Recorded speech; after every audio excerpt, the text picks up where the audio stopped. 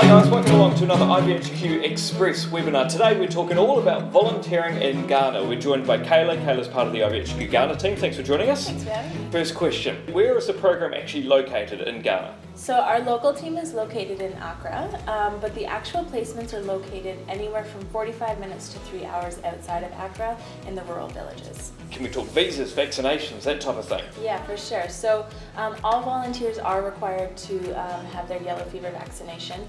They need to allow for at least 10 days incubation, so important to keep that in mind when pre-arranging everything at home. The other thing that is a requirement pre-departure is that you obtain a tourist visa.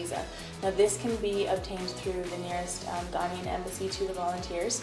Basically you just need to contact them and ask them how the process works because it does differ from country to country. The one thing we do recommend volunteers keep in mind though is the visa begins from the day that it's issued, so you don't want to apply for the visa too far in advance, otherwise it'll expire before you leave. What type of things should you be packing to head off and go volunteer? So one of the biggest surprises I think volunteers get when they do arrive in Ghana is the weather. It's very hot there, so it's always safe to bring layers just in case the weather does cool down, but for the most part it's quite warm, and if you're in a project that's very physically active, you're going to want as few layers as possible. So shorts, tank tops, t-shirts, that sort of thing. If you're working with kids, play it a little bit more conservatively, cover your shoulders, cover your knees, but in your spare time you can wear whatever you want. A lot of volunteers mention things like the pink program or the purple program. Can you explain the colours? So the colour system was put in place by our local team pretty much just as an administrative tool for them. It basically identifies the region in which the placements are located. Talking about the medical project, how hands-on is the medical project? That one really depends on what your qualifications or I guess certifications are walking into it. There is a minimum requirement for volunteers to have at least 2 years completed of nursing or medical school, or be fully qualified doctors, EMTs, CNAs, that sort of thing. So the more experience you have in the field, the more hands-on it's likely going to be. For the most part, volunteers who are quite experienced do get a hands-on experience. Others, it's more observational, but they'll be able to determine what tasks you can and can't do when you arrive. What are the actual requirements to become a medical volunteer in Ghana? So you need to have completed at least 2 years of medical or nursing school. We do allow certain certifications on the program, such as an EMT or a certified nursing assistant, that sort of thing. Midwives are fine to participate as well, and obviously fully qualified doctors and nurses. And is it safe to volunteer in Ghana?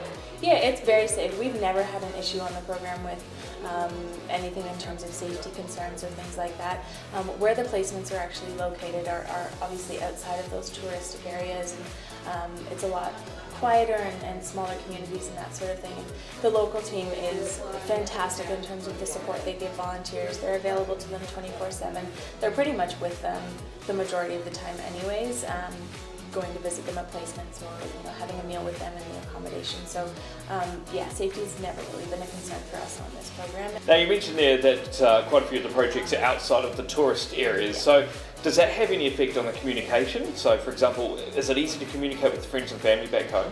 Yeah, it can be a bit tricky at times, simply because there's no Wi-Fi in the volunteer accommodation.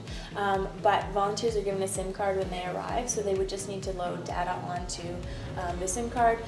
Just keep in mind that the phone they bring has to be unlocked to enable the SIM card to work. The other thing is internet cafes, restaurants that have Wi-Fi, they're really close by. And can you tell us a little bit about the food and accommodation, what to expect? Yep, so the accommodation, they're large volunteer houses. Most of them are in the same area that their placements are located, so it's not an issue in terms of transportation to and from. Most volunteers just walk. The food is pretty Western. You can expect meat, vegetables, lots of rice, lots of noodles, that sort of thing. And how about spare time? What can volunteers get up to? Often volunteers will travel to the Cape Coast. There's a national park also that volunteers and the local team like to go to on weekends. And then a lot of volunteers just spend their time in the community, playing with the kids, getting to know the families. It's a really cool immersion experience. There you have it guys, another IVHQ Express webinar. We'll be back next Wednesday with another video. If you've got a destination that you would like us to cover, make sure you leave it in the comment section below. We'll see you next week.